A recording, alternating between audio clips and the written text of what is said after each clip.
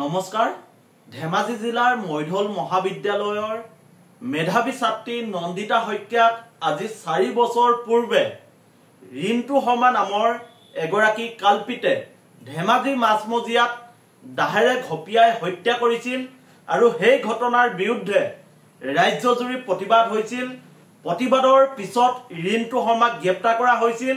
আমি প্ৰতিবাদ কৰিছিলো, প্ৰতিবাদ কৰি আমি দাবী জনাইছিলো যে ৰিণ্টু শৰ্মা নামৰ কালপিত গৰাকীক ফাষ্ট ট্ৰেক আদালতত বিচাৰ কৰি শাস্তি প্ৰদান কৰিব লাগে, ফাঁচি দিব লাগে।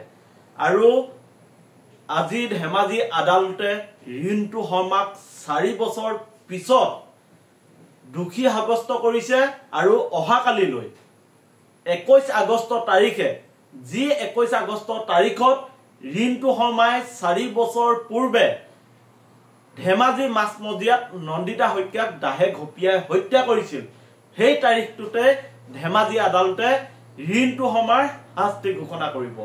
আমি ধেমাজি আদালতক জাতীয় যুৱ বাহিনীৰ তৰফৰ পৰা ধন্যবাদ জনাইছো, কৃতজ্ঞতা জ্ঞাপন কৰিছো যে ৰিণ্টু শৰ্মাৰ দৰে এগৰাকী কালপিতক দোষী সাব্যস্ত কৰিছে।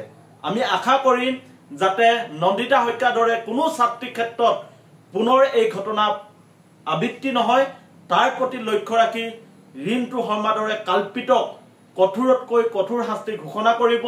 আৰু আমি লগতে কৈ থওঁ যে আমি নন্দিতা শইকীয়াৰ বিৰুদ্ধে প্ৰতিবাদ কৰিছিলো আৰু প্ৰতিবাদ কৰাৰ পিছত ৰিণ্টু শৰ্মাক গ্ৰেপ্তাৰ কৰিছিল। আৰু শেহতীয়াকৈ আমি এটা ৰাজনৈতিক গোচৰত আমি জেললৈ যাবলগীয়া হৈছিল। আমি 19 দিন জেলত আছিলো।